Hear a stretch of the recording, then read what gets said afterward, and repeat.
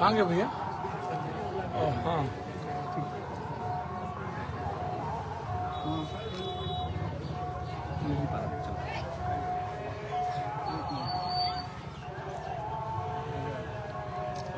नहीं आवे। अरे हम लाल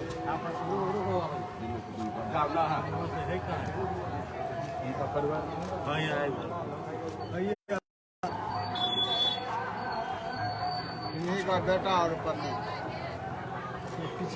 जदयू में प्रखंड अध्यक्ष थे वो। नहीं हम पंचायत अध्यक्ष, उनका चचेरा भाई जदयू में जी। उसमें अत्यंत पिछड़ा बैनर में कैसे क्यों लिखा हुआ है? अत्यंत पिछड़ा प्रकोष्ठ लिखा हुआ है और वो उनको माला पहना हुआ है, तो कैसे? नहीं सर, तो ये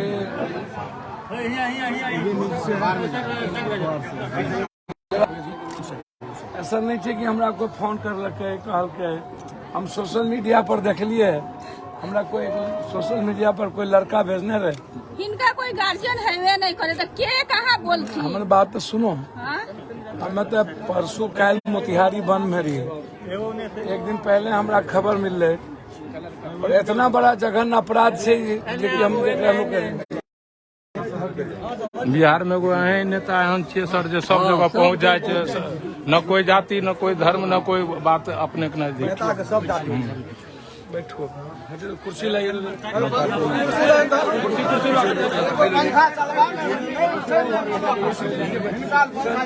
हाँ बैठिए।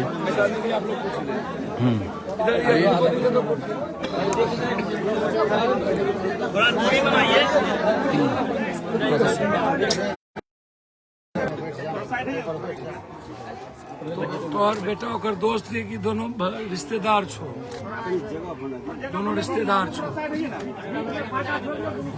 बस दूरी बनाइए, दूरी थोड़ा सा बनाइए, बहुत ज्यादा गर्मी में दूरी बनाइए। उसमें दिखवाने के लिए यहाँ पहुँच गया हूँ और थोड़ा दूरी बनाइए।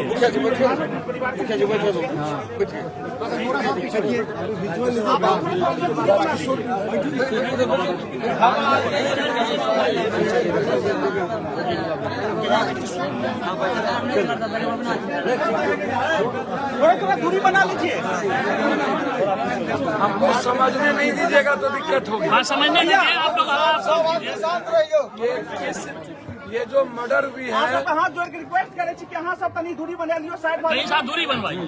सर गरीब के बीच में रहे छथिन, गरीब का आवाज बने के लिए एलखिन हन, दुख सुख में हर समय जैसे 24 घंटा रहे छथिन गरीब के बीच में। एहि के लिए हम सब पत्रकार छे, सोशल मीडिया पर काम करे छियै, हिनका देखे छियन, एहि के लिए अहाँ सब प्रणाम करे छी। बिहार के तरफ से शांति बने लोग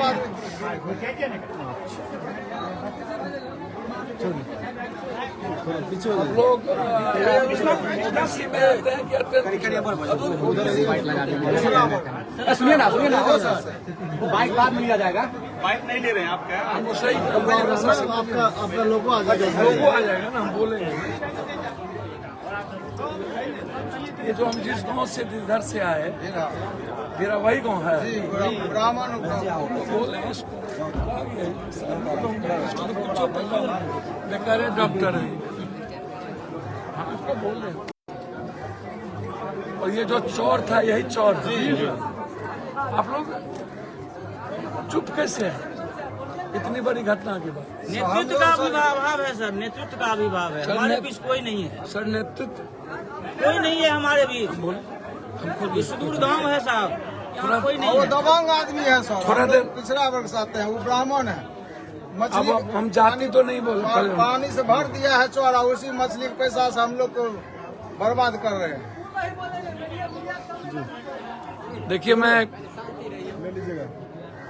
देखिए, मैं एक बात आज आपसे कहना चाह रहा हूँ। मैं पप्पू यादव, हमारी बात आप गौर से सुन रहे होंगे। मैंने पहले भी कहा था कि मैं कल मोतिहारी में था, जब जरा उनको चुप करा दिया, चुप रहिए सब आदमी। थोड़ा पीछे।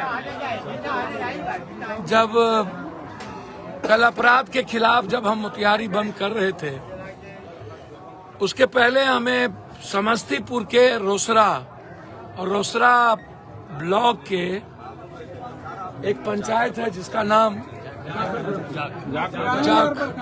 जाखर शिवाजी नगर प्रखंड। घटना को आप सुनेंगे तो शायद आपका दिल दहल जाएगा। जहां मैं बैठा हूं, वर्तमान में वह समाज के लोग की जो जाति है वो मुख्यमंत्री हैं हमारे आदरणीय नीतीश कुमार जी। मैं कई बार कह चुका हूं कि लगातार जब मैं घटना में जाता हूं तो वहां ना तो मैं जाति देखता हूं, ना धर्म, ना मजहब। लेकिन जब मुझे सोशल मीडिया पर किसी ने जानकारी दी थी तो उसमें यह लिखा गया था कि कुछ दबंग लोग, दबंग जाति, दबंग लोग। आजकल तो जाति दबंग कौन हो जाएगा कहना मुश्किल है, मैं उस पर नहीं जाना चाहता हूं। लेकिन मैं घटना का जिक्र करना चाहता हूं। आप सब लोग शायद हमको सुन रहे होंगे कि ये हत्या को समझना और जानना आपके लिए जरूरी है। मैं बार बार कहता हूं कि मणिपुर की घटना के बाद मुझे नफरत हो गया है समाज से, इंसानियत से। वैसे पहले से भी मुझे समाज से बहुत दिलचस्पी नहीं रहती है। समाज जिस तरीके से किसी बेटी का बलात्कार हो तो जाति का पूछना, बलात्कारियों के जात पूछना, हत्या का जात पूछना, हत्यारे का जात पूछना। और समाज में मुझको लगता है कि जो लगातार हालात है, परिस्थितियां हैं, जिसमें छोटी छोटी घटनाओं के चलते लोग मारे जा रहे हैं, कहीं कोरेक्स के लिए, कहीं ड्रग्स के लिए, कहीं स्मैक्स के लिए, कहीं व्हाइटनर के लिए, कहीं सोल्यूशन के लिए, कहीं एक हाथ जमीन के लिए, कहीं एकदम छोटी घटना। और लगातार इस देश में बेटियों की सुरक्षा नहीं होना और बेटियों पर गिद्ध दृष्टि, और लगभग 85-90% यूथ का लगातार कोरेक्स, ड्रग्स से लेके स्मैक्स, व्हाइटनर, सोल्यूशन और फिर पॉर्न देखने की प्रवृत्ति, और फिर समाज में बच्चियों का सुरक्षित नहीं रहना, चाहे वो मेरी बेटी हो, चाहे किसी की बहन हो। यदि वो स्कूल जा रही है, यदि वो हॉस्टल में है, यदि पढ़ के लौट रही है तो माँ के लिए चिंता का विषय है, परिवार के लिए चिंता का विषय है। क्या वो सुरक्षित लौटेगी या नहीं? क्या मेरी बेटी किसी दो गिद्ध दृष्टि के आंखों से बच रही है या नहीं? क्या मेरी बहन किसी गलत आंखों से बच रहा है या नहीं? यह बहुत बड़ा सवाल है, मैं जिसको बार बार कहता हूं। और लगातार जब मैं घटना में जाता हूं तो मैं इसको देखता हूं। मैंने कल भी कहा था आपको कि 10 दिनों में 13 हत्या मोतिहारी में, इसीलिए मुझे मोतिहारी बंद करना पड़ा। इसके पहले भी मैंने मुजफ्फरपुर जब बंद किया था, ठीक 10 दिन पहले 2 बेटियों के सवाल पर, खुशी पासवान और ऋषि सिंह के सवाल पर, और 2 बड़ी घटना। उसके पहले हम कटिहार बंद किए थे, फिर कुछ दिन पहले हम रोसड़ा बंद किए थे। आज मैं सुदूर उस बांध के भीतर हूं जिसको चौर का इलाका कहा जाता है। कंप्लीट रूप से अत्यंत पिछड़ा दलित गरीब का ये इलाका है। मुझको लगता है कि शिवाजी नगर प्रखंड जो बहुत पहले नहीं थी, बना एक व्यक्ति जो शायद जदयू में ही किसी पदों पर, मैंने उनके तस्वीर को देखा जो उनके सोशल मीडिया पे लगा हुआ था, तो पीछे में जदयू की एक बड़ी बैनर थी, जो यहाँ से गुजरात अपने परिवार और बच्चों के लिए कमाने चले गए थे, जिनका नाम नंदलाल राय जी था। नंदलाल राय 1 साल के बाद या 8 महीने के बाद या 9 महीने के बाद या 7 महीने के बाद गुजरात से लौट रहा था। लौटने के बाद जब वो रोसड़ा स्टेशन पर उतरा तो उन्होंने अपने बेटे को फोन करके खुद को लेने के लिए उनको बुलाया कि हम रोसड़ा स्टेशन अमुक ट्रेन से आ रहे हैं, बेटा तुम चले आओ। दुर्भाग्य संजोग कहिए उन्हीं के एक रिश्तेदार जो नंदलाल राय के बेटे ने अपने चचेरे भाई को अपने साथ बैठा लिया। आपने वो तस्वीर सोशल मीडिया पर देखी होगी, मैंने भी सोशल मीडिया से देख करके, मुझको किसी ने यहाँ से, ना मेरे नेताओं ने, ना मेरे वर्कर, ना मेरे जिलाध्यक्ष ने किसी ने खबर नहीं की, क्योंकि अब राजनीति में मर्डर का, इन सब चीजों की कोई वैल्यू नहीं है।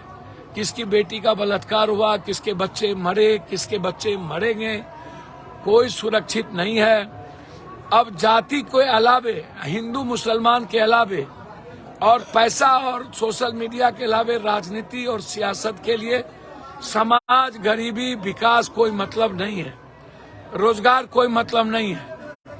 आजाद हिंदुस्तान के बाद एक प्रयास बिहार में ही हुआ, 1,75,000 लोगों की टीचर की बहाली की प्रक्रिया शुरू हुई, जो हिंदुस्तान में इतने बड़े लेवल पर नहीं हुई। फिर भी हमारी सरकार ने इसको लोगों के बीच नहीं ला पाया कि हमने एक पहल की, एक प्रयास किया।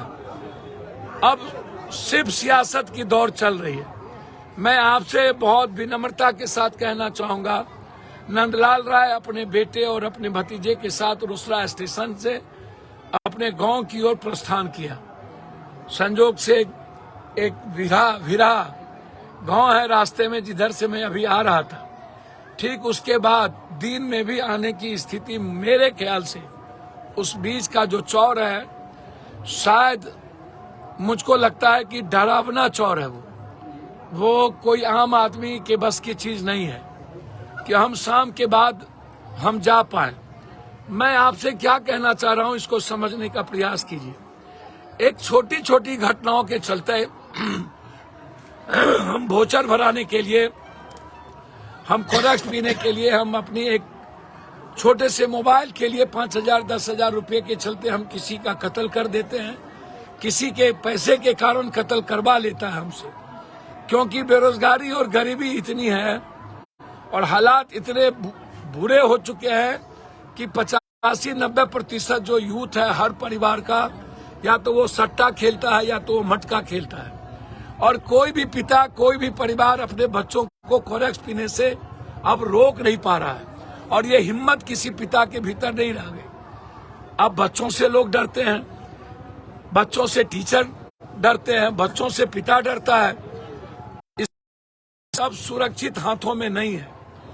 हम लगातार 84 और 85 से यह बात कहते आ रहे हैं कि कब तक अपराधी, माफिया, ताकतवर लोग ही समाज के कमजोर, वंचित, वर्किंग और मिडिल क्लास पर राज करेगा। कब तक ये पैसे वाले जो लूट के लाते हैं, कब तक अपना वर्चस्व समाज के गरीबों पर, समाज के कमजोर समूह पर अपनी, सिर्फ हम अपने अधिकार के लिए लड़ना भूल जाएंगे।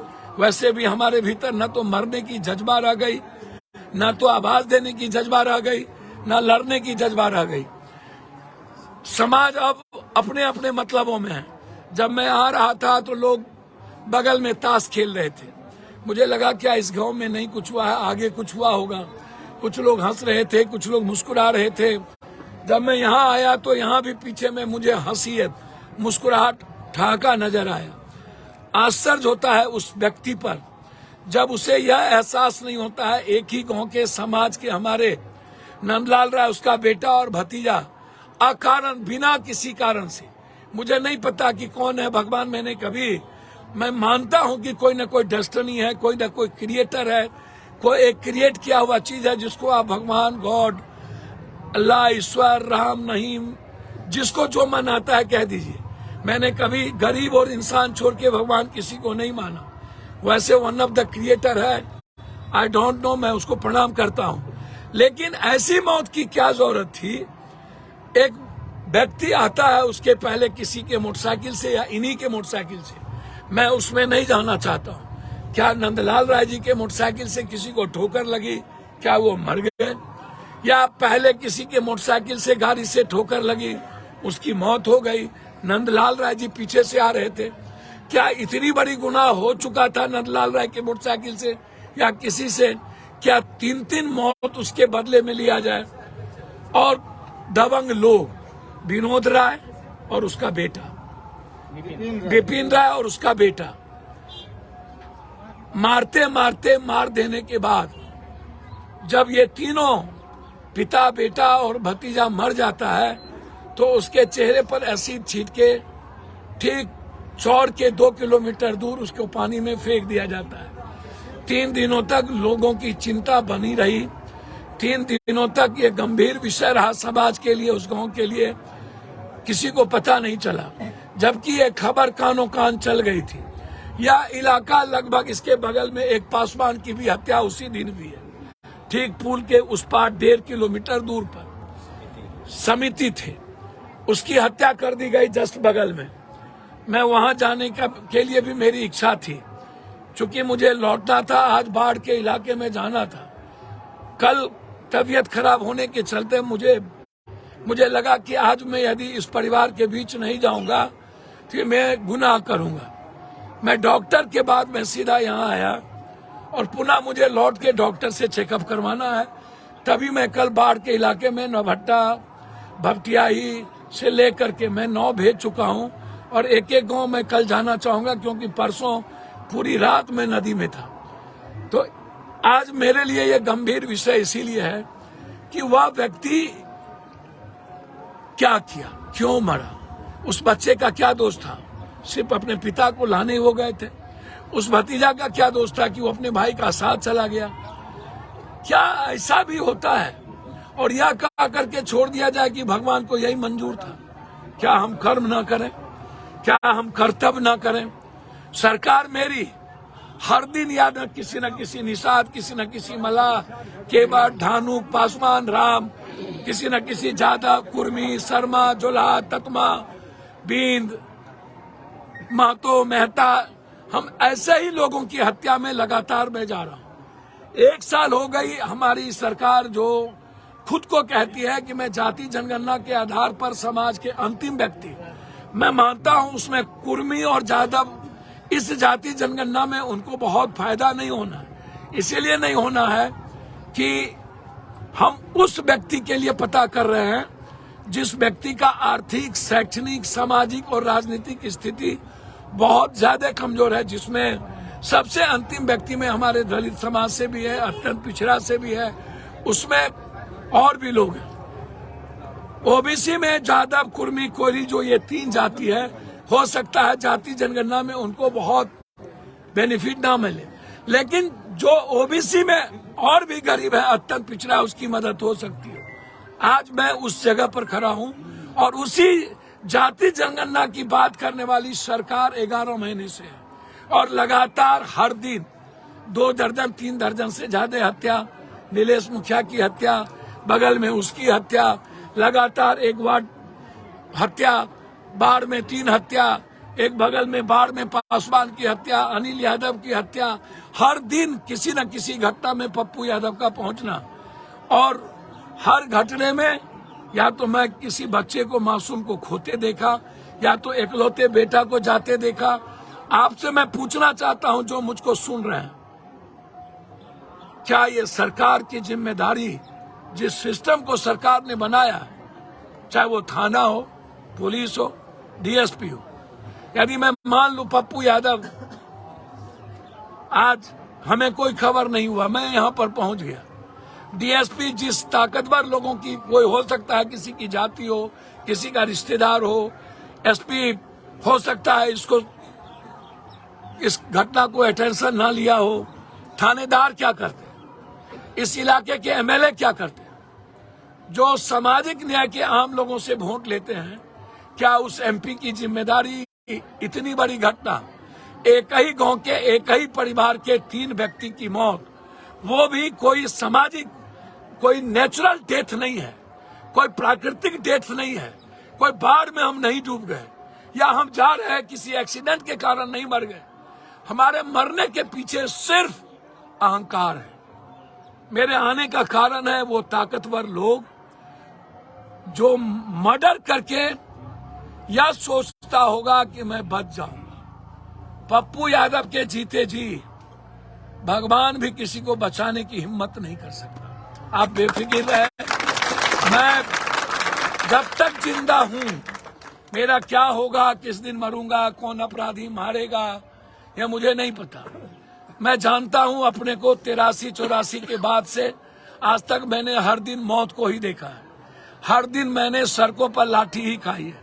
हर दिन मैंने इंसानियत को जिंदा और मुस्कुराते देखना पसंद किया हूं। और इस बीच में मुझे कभी भी न तो सिस्टम से समझौता हुआ, न तो नेता से, न तो माफिया और अपराधी से।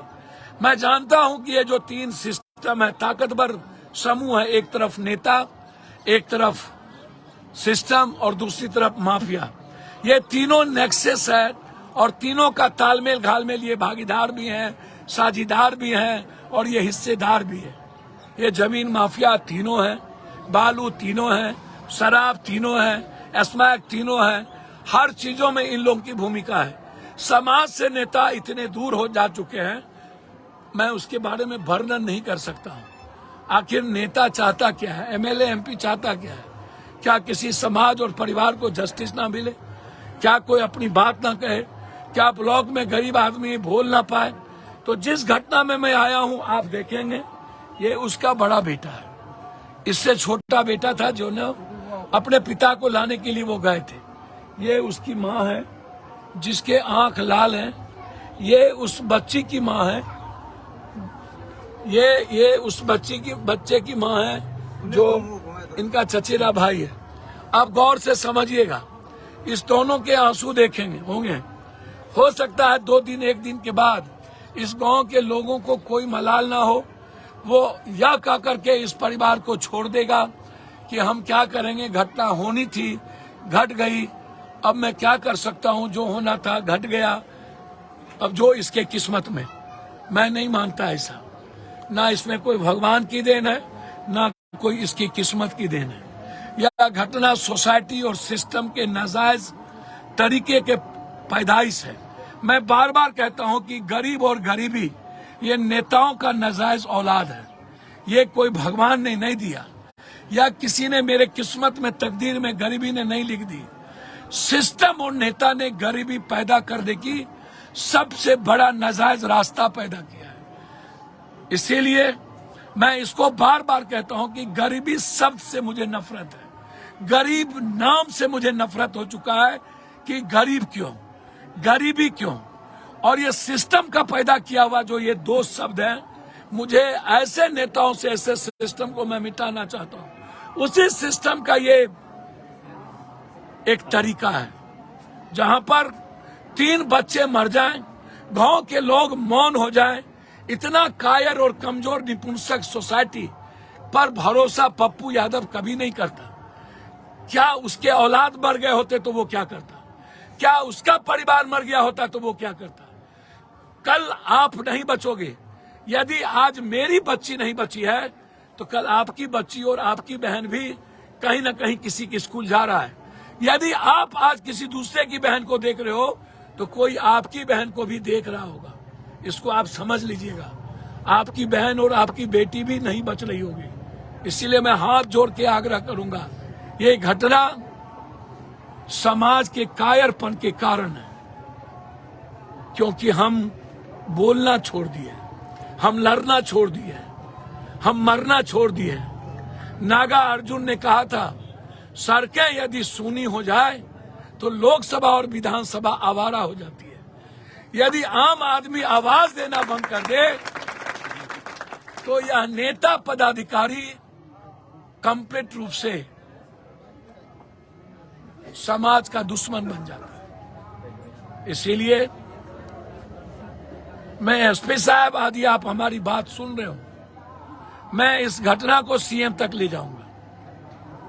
मैं इस घटना को एसपीडी ट्रायल कराऊंगा और इस परिवार के लिए एक पुत्रवत हमारी जितनी हैसियत होगी मैं इस परिवार के इस बच्चे के पढ़ाई के लिए हमारी जितनी क्षमता होगी, ये जितना पढ़ना चाहेगा, इस बच्चे की पढ़ाई में पप्पू यादव अपने बेटे की तरह इसके साथ खड़ा होगा। उसमें कोई, आपको भी पता है कि मेरा प्रयास हर उस परिवार के लिए जिंदा है कि मैं किसी को पैसे के अभाव में, आर्थिक और किसी सामाजिक डर के कारण उसके प्रगति में बाधक नहीं बनने दूंगा। मैं फिर कह रहा हूं कि इस परिवार को आगे बढ़ा, जिनका पति चला गया, वो विधवा हो गई, उनकी जिंदगी अकेला हो गया, जिनके पिता और भाई चला गया, उनकी उम्मीद और उनका विश्वास और उनका सपना टूट गया, जिसके मासूम बच्चे चले गए, उसके बुढ़ापे का सहारा छीना चला गया। क्या कल कोई समाज इसके साथ खड़ा होगा? मैं जितना आज तक इस देश को जानता हूं, मुझे नहीं लगता कि कभी कोई किसी के साथ 2 दिन के बाद खड़ा होता है। लेकिन मैं सरकार और से भी अपेक्षा रखूंगा और इस लड़ाई को अकेला पप्पू यादव लड़ना चाहेगा। मैं यहां से सोशल मीडिया के माध्यम से हर उस सोशल मीडिया से आग्रह करूंगा कि 3 ही बच्चे, एक पिता अकारण किसी अहंकार और किसी ताकत के बलि चढ़ जाए और वो मुस्कुराता रहे, जिंदा हो जाए। हम किसी जाति धर्म को गाली देने नहीं आए, हम ना जाति के खिलाफ हैं। जाति गलत नहीं होता, कोई धर्म और व्यवस्था गलत नहीं होता, व्यक्ति गलत होता है। मैं मानता हूं कि उसकी मानसिकता के लोग जो होंगे वो गलत होंगे, जिसकी संख्या अधिक होगी वहां मैं उसको नहीं छोड़ना चाहूंगा, चाहे वो विपिन राय हो, उसका बेटा हो, चाहे उसके साथ कोई भी हो। मैं चाहूंगा सरकार इसकी एसआईटी से जांच हो, एसपीडी ट्रायल करे, इस दोनों परिवार को 20-20 लाख रुपए का मुआवजा दे।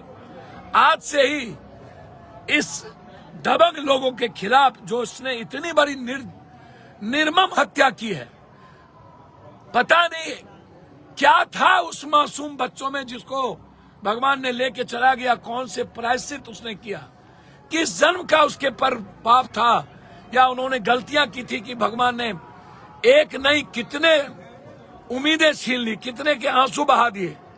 एक बच्चे जाते तो कोई दिक्कत नहीं था, एक नंदलाल राय जाते तो कोई दिक्कत नहीं था, लेकिन कितनी उम्मीद, कितने परिवार के भविष्य को उसने समाप्त कर दिया। यहीं पर आकर के मैं रुक जाता हूं, क्या भगवान है? क्या मैं भगवान को मानूं या ना मानूं? क्या कर्म के अलावे दूसरी कोई प्रधानता नहीं है? यहीं पर जब पप्पू यादव कहता है कि नहीं, मैं किसी भगवान को नहीं, सिर्फ इंसान जिसकी रचना किसी डेस्टिनी ने किया है, मैं उसके अलावे दूसरे के लिए जिंदा नहीं रह सकता, तो फिर यही सवाल मेरे लिए आता है कि इस बच्चे की मौत क्यों? अकारण पिता को लाना, 1 साल बाद पिता का आना और बिना किसी कारण के तीनों की मौत हो जाना। बाहर कुदरत और बाहर सिस्टम और बाहर नेता। सोचिएगा, मैं हाथ जोड़ के आग्रह करता हूं, मैंने सब देखा। डीएसपी साहब के बारे में कई तरह की चर्चाएं हो रही है। डीएसपी साहब ऐसी घटनाओं को बहुत तवज्जो नहीं देते, क्योंकि वो पैसे वाले लोग हैं, वो ताकतवर लोग हैं, और ऐसे लोग ऐसी घटना को दबा देना चाहते हैं। मैं डीएसपी साहब, शेर पर सवा शेर होता है डीएसपी साहब, अंतिम सत्य न पप्पू है, न आप, और न ही पीएम है, न सीएम। कोई एक सच है जिसने संपूर्ण सृष्टि का रचना किया है, और मैं उस सच के सहारे चलूंगा। हम में जितनी कुव्वत होगी, इसके न्याय के लिए लड़ेंगे, और जब तक इसको न्याय नहीं मिलेगा तब तक हम आगे बढ़ते जाएंगे। आप सब लोग मिलकर इस न्याय के लिए लड़िए। कल जो पंचायत मुखिया का धरना है, मैं चाहूंगा उसमें ऐसे सवाल भी आप सब लोग रखिए। मैं भी उस धरना में शामिल होऊंगा। फिर मैं कल कहीं अन्यत्र जगह आपसे किसी न किसी माँ के लिए, किसी न किसी पिता के लिए किसी न किसी भाई और बहन के लिए, किसी न किसी पत्नी के लिए, किसी न किसी परिवार के लिए, किसी न किसी विचार के लिए मैं आपके बीच होऊंगा। आपसे आग्रह करूंगा कि ऐसी लड़ाई को आवाज आप सोशल मीडिया पर जहां हैं आप उठाते रहें, ताकि इस परिवार को न्याय मिल सके। बहुत बहुत धन्यवाद। मैं आप सबको प्रणाम करता हूं। नमस्कार।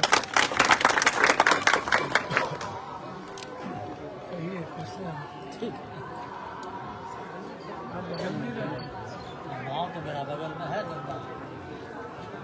दूसरा आपके बारे में भागे है। सर एसपी साहब फोन कर हम लोग विपिन बाप बेटा को मोबाइल एसएसडी ट्रायल किया जाए, CDR निकाला जाए। अभी तक लेकिन वो हमको बताया कि 2-3 दिन के बाद हम बराबर आजाद के नेता सब भिड़ल है सर दबे मामला का। पोस्टमार्टम रिपोर्ट भी बदलना चाहते हैं। बोलो बोलो। करोड़ों रुपया इस पंचायत से ले जाता है भैया काम कर नवयुवक में अभी करोड़ रुपया शाम में मिलते हैं। आप से ले जाता है। आप कहाँ हो? नहीं, मैं तो अभी पटना बिहार में। ठीक है, देख के बताता हूँ।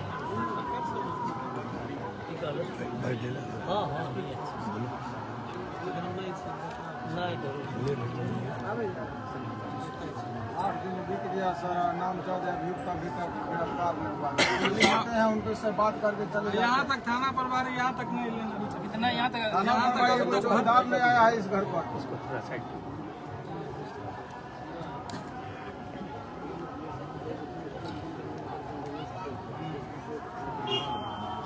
ए परमानंद लगाए हुए 94 318 22 993 318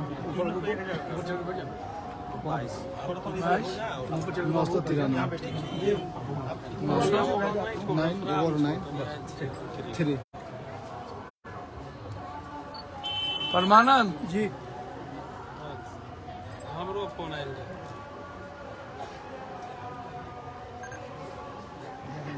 प्रेस के साथी को आगे आने दो।